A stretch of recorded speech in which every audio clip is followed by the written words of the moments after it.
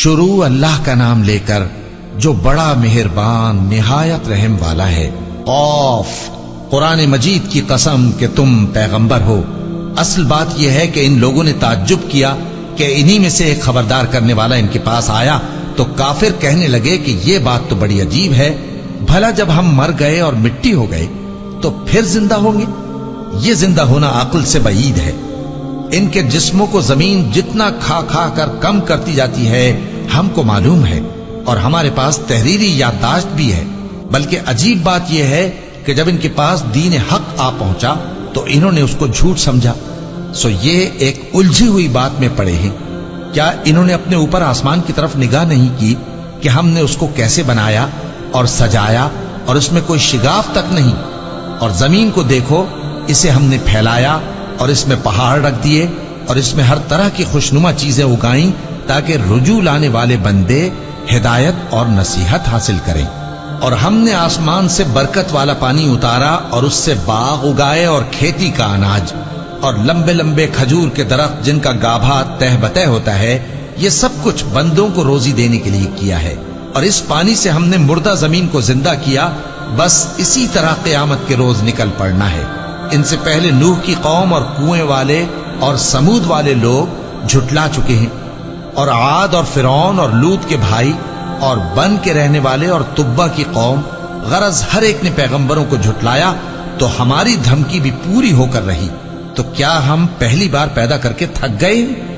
नहीं, बल्कि ये असर नौ पैदा करने के बारे में शक में पड़े हुए हैं। और हम ही ने इंसान को पैदा किया है और जो ख्यालात उसके दिल में गुजरते हैं हम उनको जानते हैं, और हम तो रगे जान से भी ज्यादा उसके करीब हैं। जब वो कोई काम करता है तो दो लिखने वाले जो दाएं बाएं बैठे हैं लिख लेते हैं। कोई बात उसकी जबान पर नहीं आती मगर एक निगहबान उसके पास लिख लेने को तैयार रहता है। और मौत की बेहोशी हकीकत खोलने को तारी हो गई।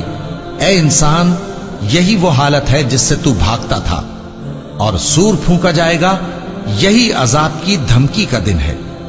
और हर शख्स हमारे सामने इस हाल में आएगा कि एक फरिश्ता उसके साथ हाँकने वाला होगा और एक उसके अमाल की गवाही देने वाला। ये वो दिन है कि इससे तू गाफिल हो रहा था, अब हमने तुझ पर से पर्दा उठा दिया तो आज तेरी निगाह तेज है। और उसका हम नशी फरिश्ता कहेगा कि ये अमाल नामा मेरे पास तैयार है। हुक्म होगा कि हर सरकश नाशुक्रे को दोज़ख में डाल दो। जो माल में बुख्ल करने वाला, हद से बढ़ने वाला, शुबे निकालने वाला था, जिसने अल्लाह के साथ और माबूद मुकर्रर कर रखे थे, तो उसको सख्त अजाब में डाल दो। उसका साथी शैतान कहेगा कि ऐ हमारे परवरदिगार, मैंने इसको गुमराह नहीं किया था, बल्कि ये आप ही रस्ते से दूर भटका हुआ था। अल्लाह कहेगा कि मेरे हुजूर में रद्दो कद न करो, मैं तुम्हारे पास पहले ही अजाब की वईद भेज चुका था।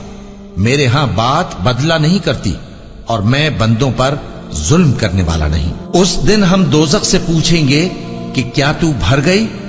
वो कहेगी कि कुछ और भी है। और बहिश्त परहेजगारों के करीब कर दी जाएगी कि उनसे मुतलक दूर न होगी।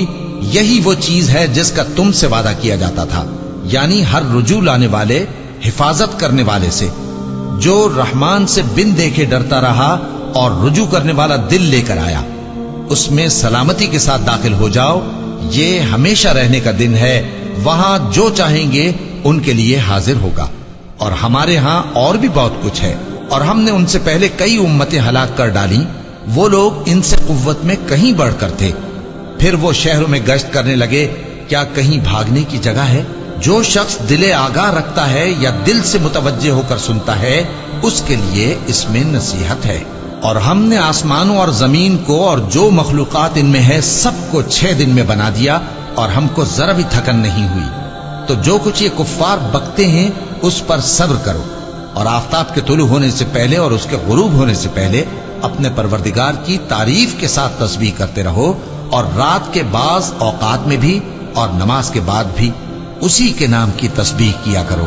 और सुनो, जिस दिन पुकारने वाला नजदीक की जगह से पुकारेगा, जिस दिन लोग एक जोर की आवाज यकीनन सुन लेंगे, वही निकल पड़ने का दिन होगा। हम ही तो जिंदा करते हैं और हम ही मारते हैं, और हमारे ही पास लौट कर आना है। उस दिन जमीन उन पर से फट जाएगी اور وہ جھٹپٹ نکل کھڑے ہوں گے، اس طرح سے جمع کرنا ہمیں آسان ہے۔ یہ لوگ جو کچھ کہتے ہیں ہمیں خوب معلوم ہے، اور تم ان پر زبردستی کرنے والے نہیں ہو۔